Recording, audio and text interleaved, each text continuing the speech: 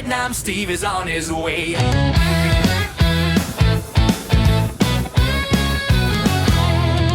So, ciao everybody.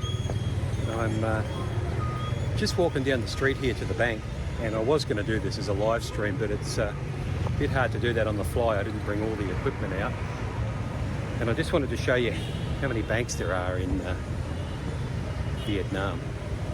So first up on this side here we have the Marine Services Bank, MSB, with a Western Union ATM. On the other side, the yellow one back there is the Nama Bank, N-A-M-A. Never heard of them. So that's two banks. I haven't passed the first building yet. And I'm probably only going to go 3/4 of the way down this street because I'm just going to my bank to get out some dong.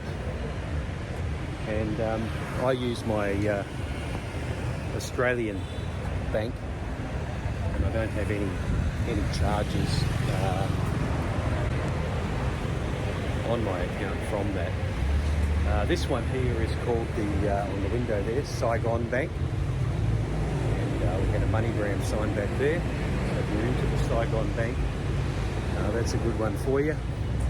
And of course, the green one over here is BIDV, which is a development bank of Vietnam. So what's that, 3 or 4? Back onto this side of the road, no banks in these next two shops, but I think the third one might be a bank. So, you know, I come from Australia where we have 4 main banks and 28 C banks.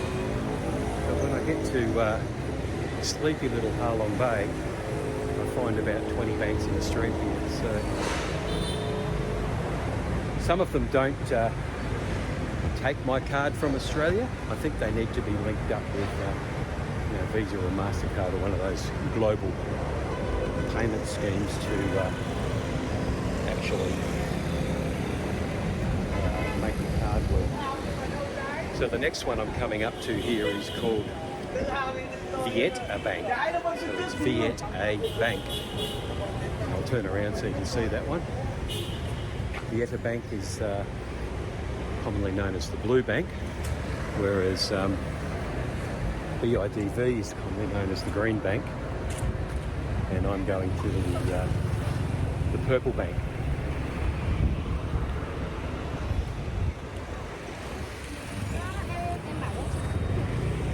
This one's an interesting one here, because what happens in Vietnam, we have one of the largest armies in the world, and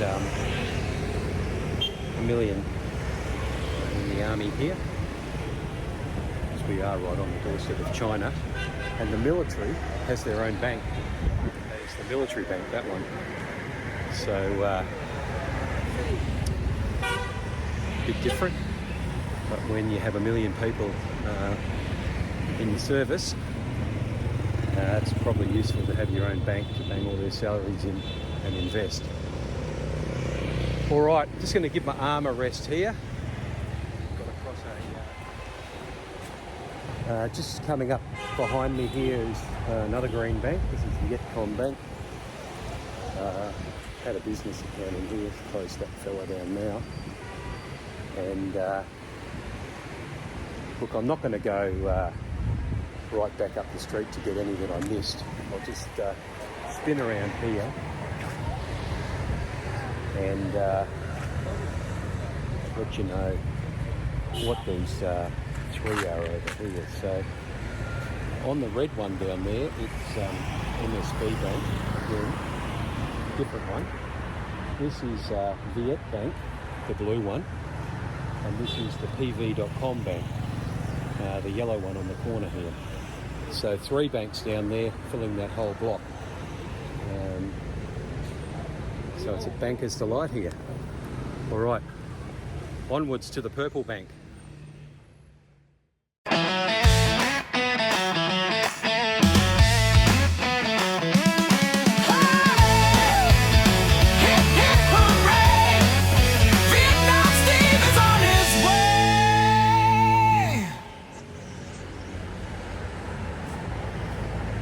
Okay, small crisis averted.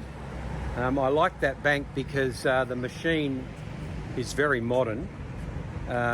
It'll take a photo of me. It'll take my passport. We've got another ATM here next door. Vietnam Bank is another bank. It'll take my fingerprint if I want to. It takes my card, obviously. I'm old school. It'll do take a signature if it needs a signature, and it'll do NFC, near field communications. So it does it all. The problem was I tried to get, we've got GP Bank over here, this blue and yellow one. That's another bank.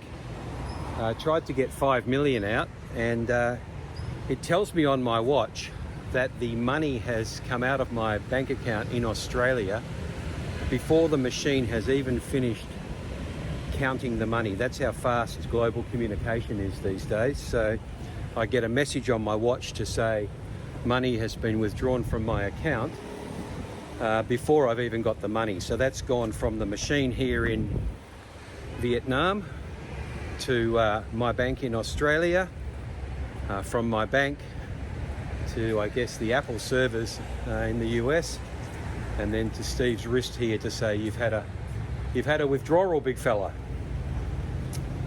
So I think it's very modern, and I do like that machine because there's no currency conversion charges and no foreign ATM charges on that one.